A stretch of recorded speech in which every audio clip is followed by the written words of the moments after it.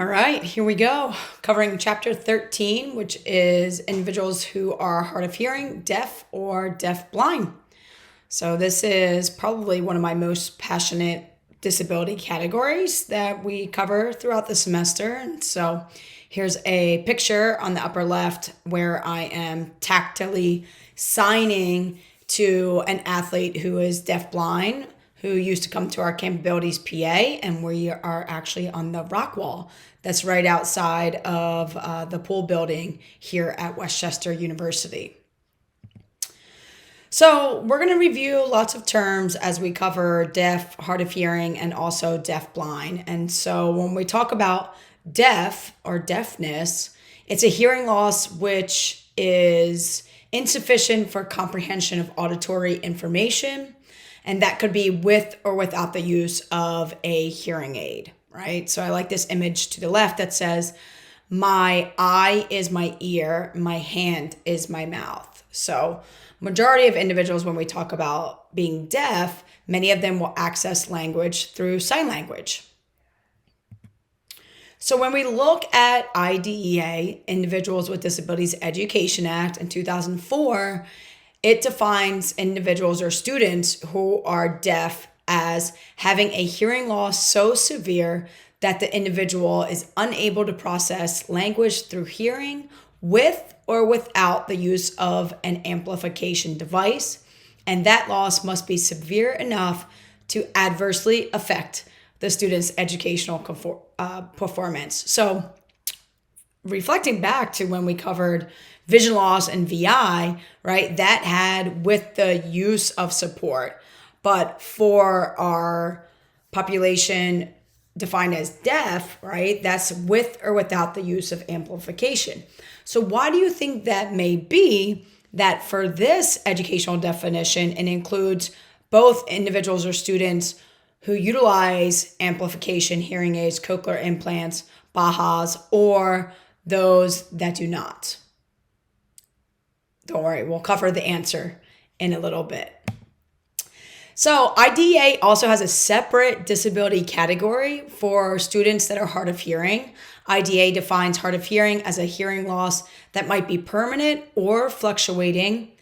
And once again, there's that adversely affects the student's educational achievement or performance. Okay, so hard of hearing is typically a lower loss than deafness. Deafness would be your more significant loss of hearing.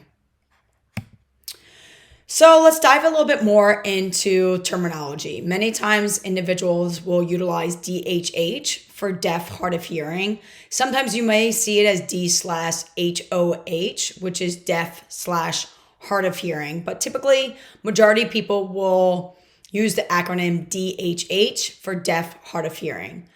So there's a difference between big D deaf, right, in this upper left, and then lowercase deaf. And that's really important because with this disability, there is a lot of pride and culture regarding deaf individuals. And so big D deaf is the cultural perspective of deafness as a linguistic or language minority, not a disability. So individuals that utilize identity first language regarding disabilities and are totally okay and acceptable with being called a deaf person are typically part of the deaf culture, and they do not see deafness as a disability at all. Now, lowercase d for deaf is really that medical perspective of deafness as a disability, not as a culture, and in the fact that deafness is something that should be cured or healed or provided amplification as hearing aids or cochlear implants to try to allow them to better fit in with the hearing world. Now, hard of hearing is a much more accepted terminology than hearing impaired within the deaf culture and deaf population. So we prefer to use hard of hearing instead of hearing impaired. So that, again, is used to describe individuals who are not deaf, who don't have significant hearing loss, but are not using that term impaired. Impaired refers to, again, that disability. So individuals that are hard of hearing, part of the deaf culture, they don't see themselves as impaired or having a disability. So that's really important. So when we talk about deaf culture, we'll talk a little bit about the educational significance of with or without amplification. So within the deaf culture, right, it has just like any other culture, right? Mexican culture, Asian culture, it has its own set of social beliefs, behaviors, even arts, theater, traditions, history, kind of a shared community that's influenced by deafness and really promotes and utilizes American Sign Language as well as their main means of communication. And so individuals that are part of the deaf culture many times will choose not to utilize hearing aids or cochlear implants or any amplification because they don't see deafness as a disability, as something they need to cure or fix. And so they utilize American Sign Language to be able to access language and don't feel the need to necessarily utilize amplification. And so the educational category and eligibility of deafness under IDEA includes both with and without amplification, because if an individual is part of the deaf culture, they may prefer not to utilize any amplification. So it includes individuals that are part of the deaf culture as well. So just some perspectives. I found this and I thought this picture kind of really provided a good piece of information against the deaf world and the hearing world, and how kind of social constructs and beliefs and attitudes are a bit different within cultures. And you might think of your own culture that you're a part of and how sometimes that may be perceived very differently than someone else's culture that they're a part of. So, in the deaf culture, you can discuss money. That's not a big deal. In the hearing world, money's kind of that private subject. Deaf, you can discuss bodily functions. In the hearing world, bodily functions are almost a taboo topic, not something that we talk about. In the deaf world, information shared. In the hearing world, that seems to be like gossip is rude. Deaf, you can ask a personal question, it's totally okay. In the hearing world, if you're asking a lot of personal questions, you're oftentimes perceived as being nosy. Deaf world, when you get introduced, they want to know who you know. In the hearing world, is much more what you do. So difference in kind of defining individuals. Deaf world, if you're late, they want to explain the reasons why. In the hearing world, if you're late, just don't try to attract any attention. Right? In the deaf culture, be clear if you have criticism. In the hearing world, use that sandwich approach, right? Positive critique, then another positive for feedback. Deaf culture, personal remarks show a really caring attitude. And in the hearing world, if you don't have something nice to say, don't say anything at all. Right? So a big difference of culture between the deaf culture and also kind of that hearing world, and how there's differences socially. So just to review, right, individuals that are deaf that utilize American Sign Language. American Sign Language is the use of hands, gestures, space, and also facial gestures as well to be able to communicate. And it is only utilized within the US. So outside the country, there are other languages for sign language. The British Sign Language. So just because American Sign Language, we tend to think is universal, it is not universal. It's just within the United States. So a great way to start off learning a little bit about ASL, or American Sign Language, is to learn the alphabet. So I want you to go ahead and practice along with me as we go through the alphabet. So you use whatever your preferred hand is. So we have A, B, C, D,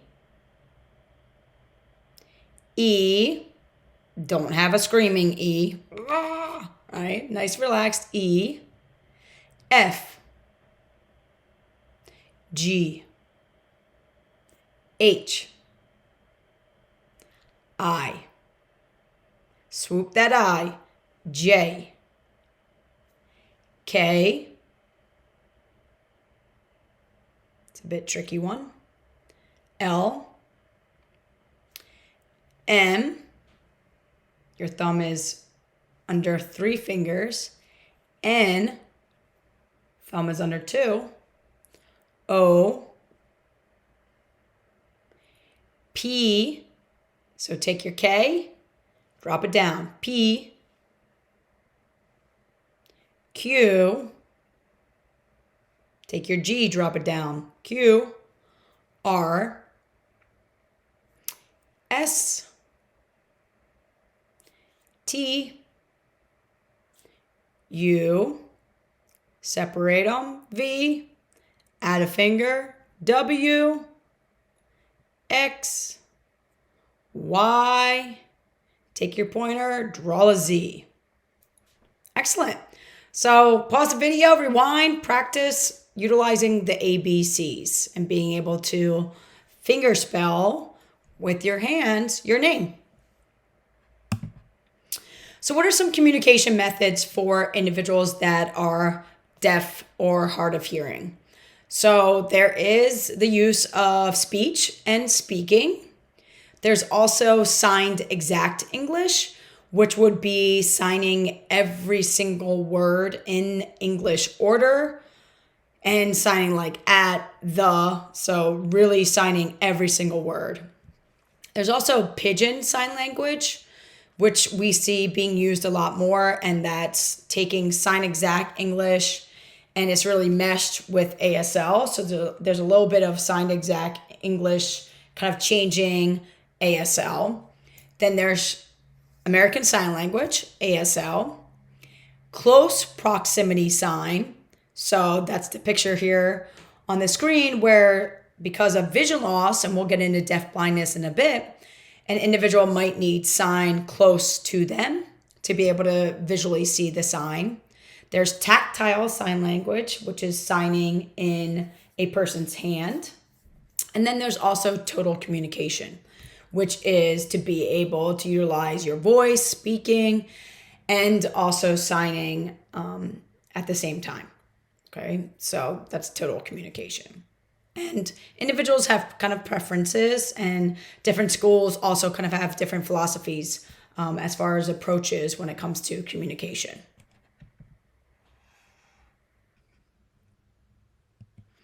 Okay, so now we're going to cover degrees of hearing loss.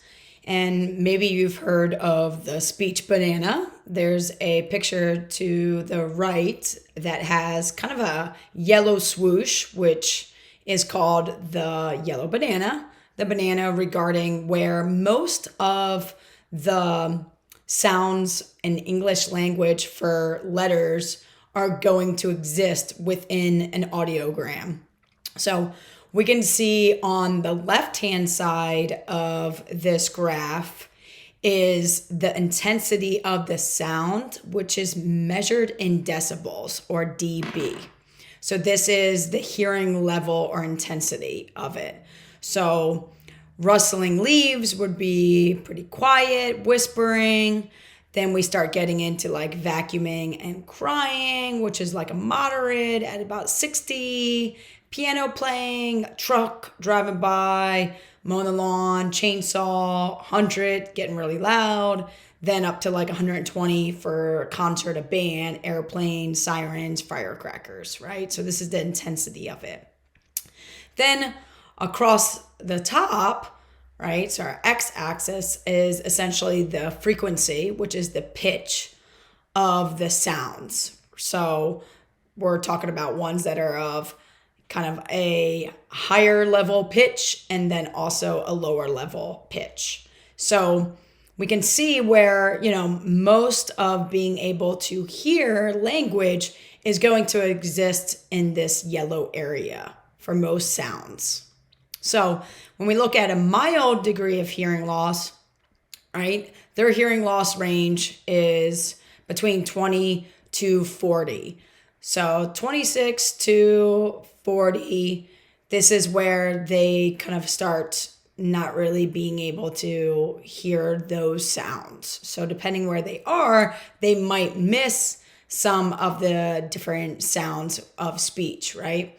Normal hearing, we would be able to hear everything from, 10 decibel loss all the way down, right? So individuals that have 26 to 40 in this area, they're going to miss some of the speech sounds, but they may hear some of the p, f, s, th, k, those kind of louder sounds that are happening. Moderate hearing loss, right? So they're at the 41 to 55.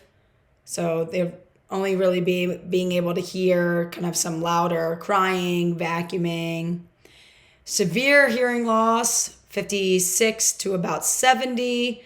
So they're only going to be able to hear, really loud chainsaw, motorcycle, band, loud truck driving by, but they're going to miss 70, right? All of this before they're not able to hear, right? So if you have a 70 decibel hearing loss, then you're not able to hear anything really above that in this graph. From their loss and below is what they're able to hear.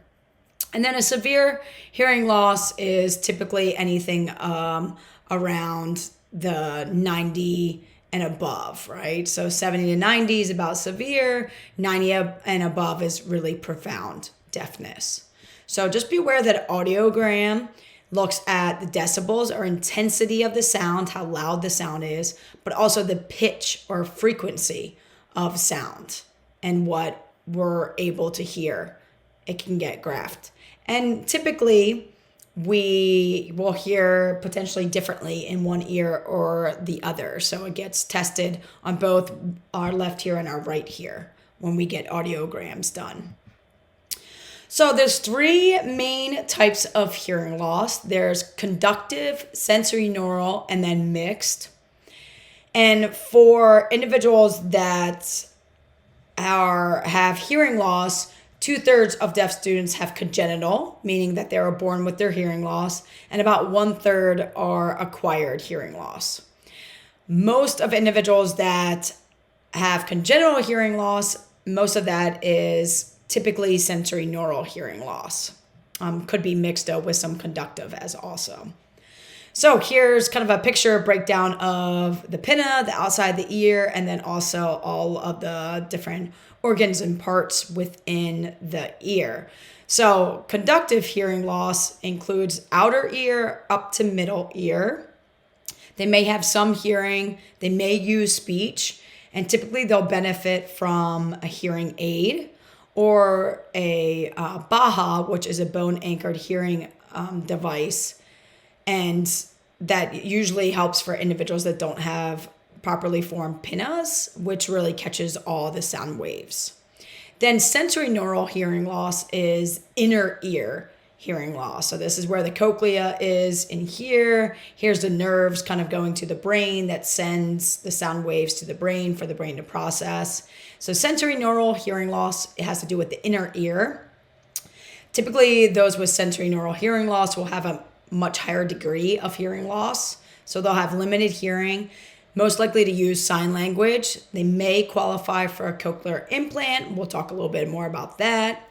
And they may have balance and coordination problems. So why might that be?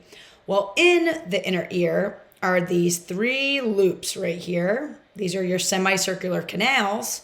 And these semicircular canals actually help provide us with our vestibular balance function within our body. So they have fluid within those loops and also cilia, which are, hair-like. And the water kind of moves around and it signals the hairs, and that signals to the body where we are in space. So you might be thinking, why are there three? Well, if we look at them, they're actually in each of the planes. So there's one that's up and down, there's a diagonal one, and then there's a horizontal loop. So it's able to give feedback to our body where we are in space. And again, individuals can have a mixed type of hearing loss, which would include either outer, middle, and inner as well. So go ahead and pause the video, scan this QR code with your phone, and be able to watch this quick clip on the most annoying questions that deaf people have received. You can also pause the video and go onto D2L Module 4, and I have this video listed as well for you. All right, moving on. So what are some elements for individuals that are deaf, hard of hearing? So behaviorally or affectively, they may have some impulsivity, right, because of some disconnect with language that may be occurring. They may have a lack of understanding if they're not getting access to the language, either through their amplification device or sign language. And because of that lack of understanding of access to communication and language, they also may be frustrated as well, and so show some behavior regarding frustration. Now, this isn't a part that comes along with being deaf or hard of hearing, but this is due to the lack of access to language and communication that can cause these feelings and behavior aspects. Motor-wise, remember we talked about individuals with sensory neural may have balance issues. There is parental influence on how many opportunities they have for movement and sport opportunities and environmental factors. So lack of opportunities for sports, motor skills, fitness, playing can decrease their performance as far as motor skill levels. However, research has shown if providing equal opportunities of practicing movement, fitness, sports, then really individuals who are deaf, hard of hearing should have equal to their peers as far as skill and fitness levels. And language and culture can also influence them. So if they're part of the deaf culture, and they may have varied levels of language depending if the family signs at home or they're getting full total access to communication or not. And just remember that they are going to have decrease in incidental learning. Incidental learning is just information that's coming in through our senses. It's not necessarily active learning like hopefully all of you are doing right now. Incidental learning is just things that we observe, we hear, and we take in. And because of the sensory loss of hearing, they're missing some of that incidental learning throughout. So what are some considerations for physical education and also health? Remember, students might experience some isolation or exclusion within their peers because of the language breakdown. So they may have some social deprivation to their peers who are hearing. And they may be bullied or ridiculed because of wearing their hearing aid or cochlear implant or having an adult with them providing sign language. So definitely that social emotional piece is really important to be aware of. So what are some solutions, some adaptations we can make within physical education health class? So one, make sure you have adequate acoustics and sound. So if you're talking and you're playing music in the background, pause the music so that can help them be able to access your voice better. They might need preferential seating, so it might be better for them to sit closer to you in the class to have better access to be able to view your your gestures, and also to be able to access the sound better as well. Might be good to offer peer tutoring, right? So a peer that can assist them, but remember, a trained peer tutor is what works, not just partnering a student up. So having that student go through some training is really important to have that program be successful. Teaching peer sign language, using sign language, right? Being able to just basic sign language, ball, kick, stop, go. All of those can be really beneficial to further support students who are deaf, hard of hearing within PE or health class. Offer leadership opportunities for those students. Give them power, control, choice within those environments. If they're comfortable teaching sign, let them come in and teach 5 signs a week to the class and to you. Also, provide visuals, right? Luckily for us, our field is very visual. So demonstrating how to do an overhand throw, I don't necessarily need to be signing it if I have them focus and watch me perform the skill. But they might need it over again. So videos of the activity and how to do it or how to perform the skill. Written instructions. I have a picture on here of a station throw, right? So being able to utilize visual demonstrations, instructions, stations with signs throughout can provide better access for our students who are deaf or hard of hearing. So now we're going to get into a bit of a discussion and debate about cochlear implants and the pros and cons of cochlear implants. All right, so I do want to preface that the next slide does have some gross pictures. So if that's something that kind of ekes you out, just trying to give you a heads up. So cochlear implants, right? We talked that we're going to mention some of the pros and cons regarding cochlear implants. And here on the slide, I have 2 pictures of pretty young children that have gone through bilateral implantation of cochlear implants on both their left and right. And you can see this is a pretty significant surgery, very, very close to the brain. And so that's why they have all the cushioning and padding and everything wrapping around their head, because in the 2 other pictures, you can see that they actually have to go in behind the ear, drill through the skull and be able to access that cochlea. And then they're inputting in this upper left picture, you can see that they're actually inputting wire and electronics and everything. And that's essentially the cochlear implant takes over the hearing that they had prior and does it through electronic waves where the individual wears the outside of the hearing aid that looks like a typical behind the ear hearing aid, but then also has this large magnet in which the transmitter then sends the sound waves to that magnet, which then has electrodes that go all the way from the outside of the head through internally into the cochlea, which then signals the hearing through the auditory nerve to the brain. So again, pros and cons onto receiving cochlear implants or not. So we'll cover some more information about it. So in this picture here, you can see the external kind of sound processor that looks like your typical behind the ear hearing aid, a little bit larger, and then also the magnet, which connects internally to the internal implant, which is placed behind the ear within the body underneath of the skin. And then you can also see the electrodes that go all the way down and through the cochlea. And so pretty much externally, it catches the sounds, sends it through these electrodes to the brain.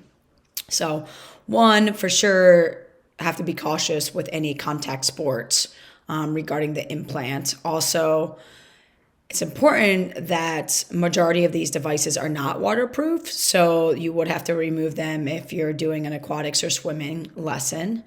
And sometimes the device may become a little bit faulty or not work if they're really, really sweating very badly. And you also have to beware of magnets. I actually worked in a kindergarten setting for children who were deaf, and I looked over and one of the girls was swinging and both her cochlear implants magnets were stuck to the metal swing. So it can get connected to another magnet, and sometimes it might need to be reprogrammed because of that. So, what are one of the cons to cochlear implants? One, there could be infections that occur, right? The body can reject any external implants that get put within the body. And I don't know about you, but having an infection that close to the brain, it could be very scary. Also, it could malfunction as well. And so any residual hearing that the individual did have when a cochlear implant gets put in, they lose all of that hearing. So if the cochlear implant doesn't work at all, they have absolutely no hearing at all, because it really just deteriorates any of those organs working after putting the electrodes through it. And so there's a lot of pressure for parents, especially hearing parents that have children that are deaf. And, many people advise them the sooner the better to implant them. And so sometimes the parents are making the choice for the child before the child really understands or knows about being deaf or deaf culture, or being able to make a choice. And then if they decide later on they don't want to wear them, or if they malfunction or they get an infection, then they don't have any hearing left in those ears. So the other thing is that, many times you see that like one clip on the news of a cochlear implant turning on and the person or child being able to hear their mom for the first time. They can hear something, but they probably don't understand what that sound is. So there is a lot of therapy and work that needs to go into making cochlear implants successful. So that includes a lot of auditory listening, reprogramming, speech therapy, to be able to train your brain to take this electronic sound and begin to start understanding what that sound is and learning it. And so there's a lot of preconceived success with cochlear implants, which isn't what research is telling us regarding cochlear implants. So some inclusion strategies for students that are deaf or hard of hearing. One, make sure you learn about their hearing loss. Find out, the decibels, the frequency of loss that they have. Is it symmetrical, the same in both ears, or is it asymmetrical? One ear may be better than the other. And based upon that, you might want to seat them where that better ear is kind of facing where you would be doing lots of your teaching. And then also be aware of any contraindications, especially if they do have a cochlear implant. What are some activities that they can't necessarily do, or activities that they might need to take their cochlear implant out.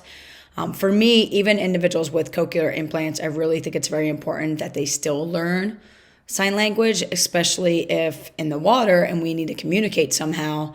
You're going to have to write everything out if they don't know sign language. And there's a chance that their cochlear implant also may not work. And if it doesn't, and they have no access to sign language, really the only option is writing or typing and reading. So just trying to prep students to be equipped with everything that they might need for access and communication. So be able to talk to the student, find out, what teaching techniques work best for the student, what they prefer. Make sure to understand the role of the interpreter, right? The interpreter is just providing access to language from spoken to American Sign Language. And so the interpreter, if they have one during their academic classes, they should be there and present and actively working during physical education and adapted health. They should be standing relatively close to you as the teacher or instructor, so that the teacher can also be showing nonverbal communication, and the student's able to see that through looking at the interpreter and glancing at you as the teacher. And really important, make sure, even if a student does have an interpreter, when you're talking to that student, you talk directly to that student. You look at the student, you talk to the student. Do not talk to the interpreter as if the interpreter is a third person in that conversation. You look directly at that student, talk to them, and the interpreter will just provide the language in American Sign Language to that student. Make sure you're checking for understanding. That's really important.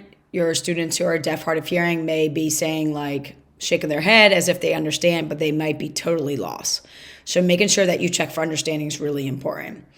As always, promote leadership. Give them opportunities for choice and having control and being a leader in activities.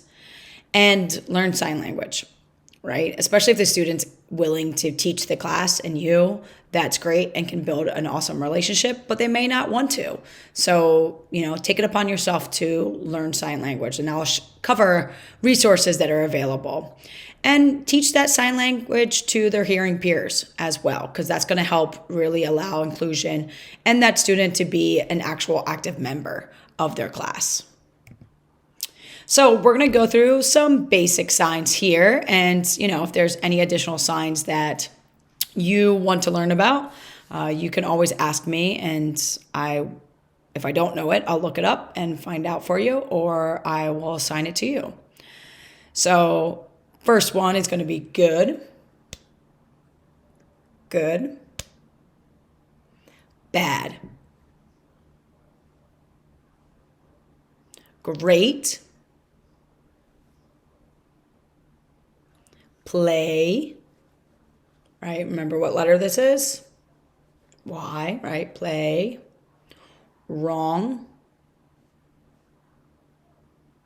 yes, no,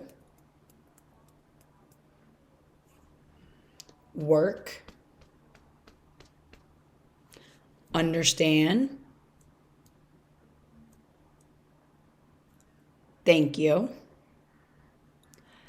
fast, fast, fast, start, or you can sign go, which can be directional, where you want them to go. Watch. Sit. Stop. Ready. Are ready. Show me. What or what, when, why, where, who. It's different than what they have in the book. Most people sign who. Stand.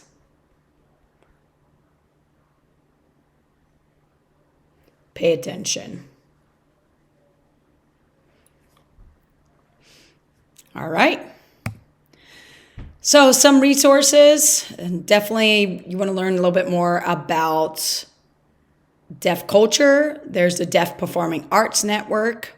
There's History Through Deaf Eyes. There's the National Theater of the Deaf. There's the American Society for Deaf Children, the National Association of the Deaf, World Federation of the Deaf, and the International Committee of Sports for the Deaf, or the Deaf Olympics. All right, and then your last resource, you can go ahead and scan this QR code. This is the Clark Center, and it is all about how to optimize outcomes for students who are deaf or hard of hearing, and this should help you with your MAD document regarding modifications, adaptations, differentiation, accommodations for students who are deaf, hard of hearing. So go ahead and scan this QR code or check out the YouTube video that I have posted on D2L on this topic. And then part 2 lecture will be a different video, and that's where we're going to cover deaf blindness. Thanks.